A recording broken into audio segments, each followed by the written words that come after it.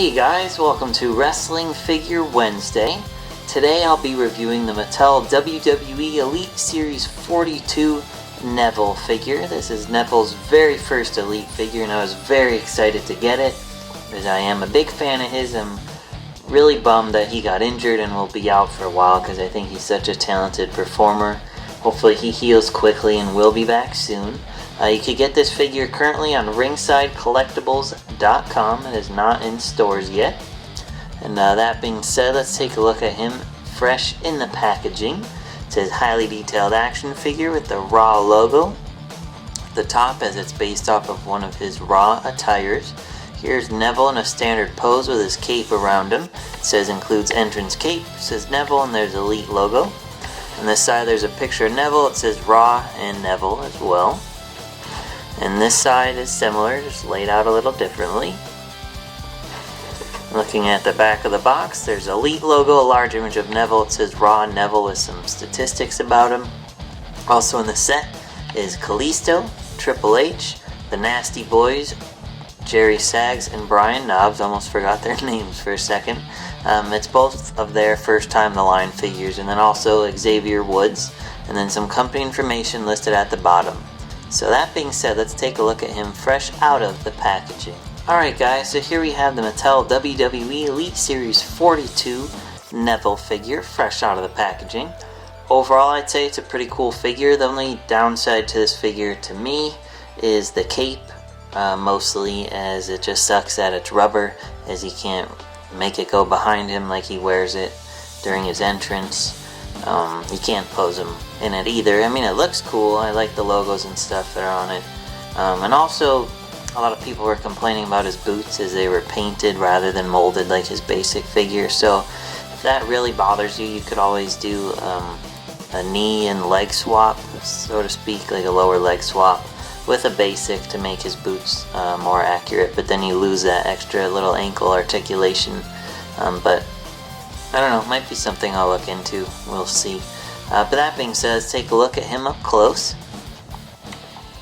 So here's Neville's newest head scan. It's also on his new Basic 61 figure. You can see it looks a little bit more like him to me than his other one. This one just looks cool.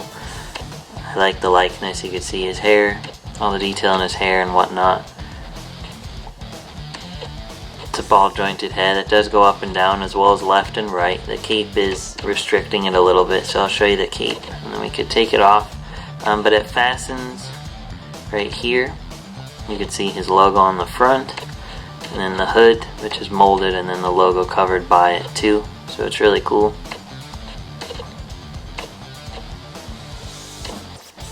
And then you just unfasten it there. It's like a thin rubber, as you can see. It is purple. The lighting on my camera at the moment, the filter, whatever I have, kind of makes it look a little less purple than it is, but it is pretty purple. But here he is. And here you can see his head does go up and down as the cape restricts it a bit. They did give him a pretty muscular torso, which is good as he is in very great shape. He has a typical Elite ab crunch joint, ball jointed arms that go up and down as well as outward. He has swivel bicep joints, typical elbow joints, and he's got his gauntlets painted on. You can see all the detail in those, which is really cool. Goes all the way around. And that's on both arms and wrists.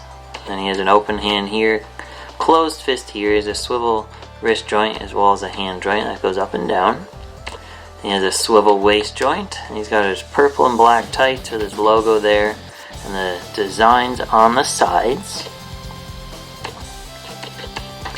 And he has ball jointed legs that go up and down as well as outward. He has swivel thigh joints, and they painted on like his knee pads he has under his regular knee pads, if that makes sense. Then he's got gray knee pads with wrinkles to make them look authentic.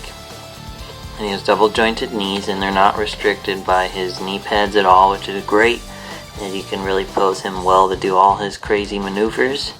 He has a swivel boot joint, and he's got his kick pads, and like I said, it's all painted versus the mold like his basics have. But you can see all the detail in them. And he has ankle joints that go up and down as well. Mine are a little stiff, yeah, so just be careful. And then he's got the little like pivot joint there as well. And yeah, that's Neville. He's short, as you could tell. I don't know if you could really tell on camera, but his height is pretty good, as they made him little, which is really cool. And definitely, you can pick him up. You can get him on ringsidecollectibles.com. I imagine they'll be at retail maybe by the end of April, or maybe sometime into May, I'm not sure. Everything's been coming out so quickly though, so it wouldn't surprise me if they're out very soon. But yeah, thanks for watching. Be sure to like Wrestling Figure Wednesday on Facebook to suggest future reviews you'd like to see me do. I'll see you next week. Thanks.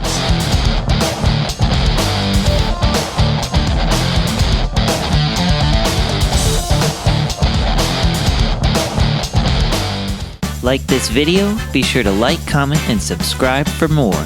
And check out my latest videos. For all your wrestling figure needs, check out ringsidecollectibles.com. Want to spice up your wrestling figure arena? Check out extremesets.com. Like wrestling? Tune into The Rack, Thursday nights, 10 p.m. Eastern on wildtalkradio.com.